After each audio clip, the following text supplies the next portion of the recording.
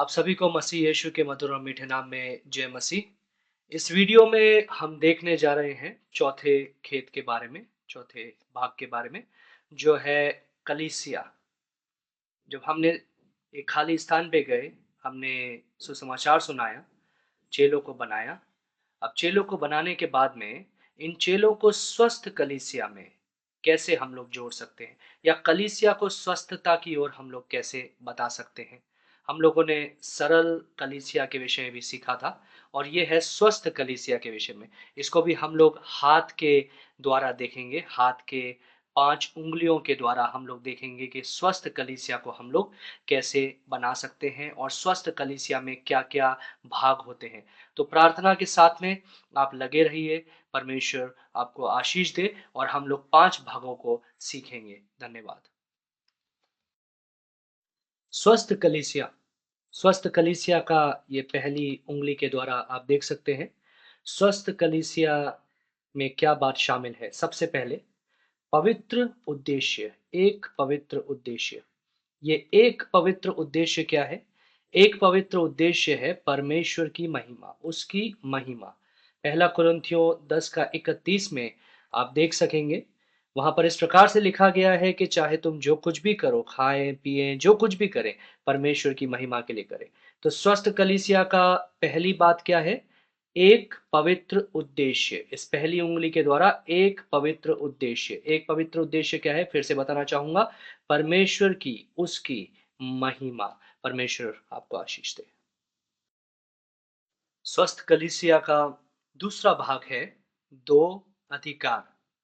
कलीसिया के 2 अधिकारमय हैं।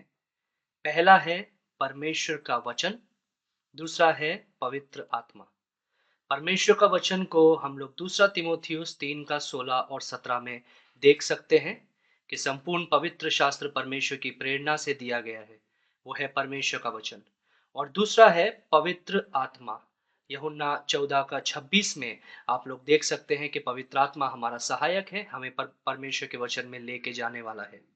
ये 2 बातें कलीसिया के लिए बहुत ही आवश्यक है। जिस प्रकार से हम देख सकते हैं कि रेल की जो पटरियाँ होती है उसके 2 भाग होते हैं।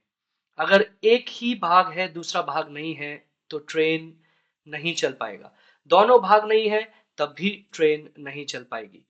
तो 2 भाग होना बहुत ज़रूरी है, परमेश्वर का वचन, पवित्र आत्मा। कलीसिया के 2 अधिकार फिर से बताना चाहूँगा, परमेश्वर का वचन, पवित्र आत्मा।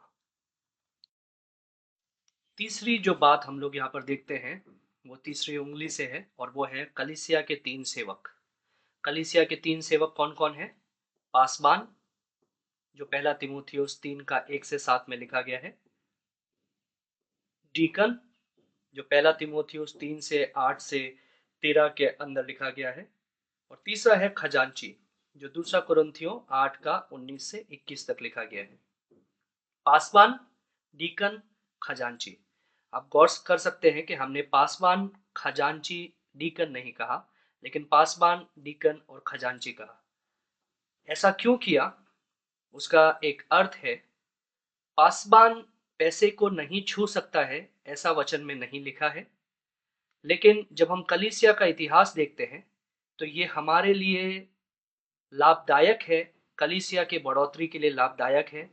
पास्टर के चरित्र के लिए लाभदायक है कि पास्टर के चरित्र पर कोई पैसे के घोटाले का आरोप ना लगाए, पास्टर के चरित्र पे कोई पैसे के गबन का आरोप ना लगाए, ना ही शैतान पासबान को पैसे संबंधी बातों से प्रलोभन कर सके। इसलिए पासबान को जो कुछ कलीसिया के लिए खर्च करना है, जो कुछ कलीसिया के लिए चाहिए, वो पासबान और डीकन मिल करके तय करेंगे, और फिर डीकन और पासबान मिल करके खजांची से उतनी रकम लेंगे कलीसिया के खजाने में से, और कलीसिया के लिए उपयोग में लेंगे। तो पासबान के लिए किन बातों की जरूरत है? जैसा पहला तीमुथियुस 3 का 1 से 7 तक आप देख सकते हैं, योग्यता लिखी गई है। क्या योग्यताएं होनी चाहिए पासबान में? उसके चरित्र के बारे में, पहला खंड है चरित्र के बारे में। पहला तीमुथियुस 3 का 1 से 7 पढ़िए, उसमें क्या चरित्र लिखे हुए हैं, उन सब बातों को लिखिए।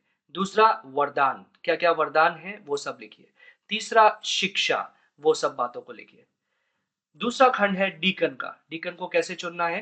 पहला तीमुथियुस 3 का 8 से 13 तक जब आप पढ़ेंगे, तो जो डीकन का चरित्र होना चाहिए उसको आप लिखिए, डीकन के जो वरदान होने चाहिए उसको आप लिखिए, और जो शिक्षा के विषय में लिखा गया है उसको आप लिखिए। अब गौर कीजिएगा खजांची को हमें कैसे चुनना है।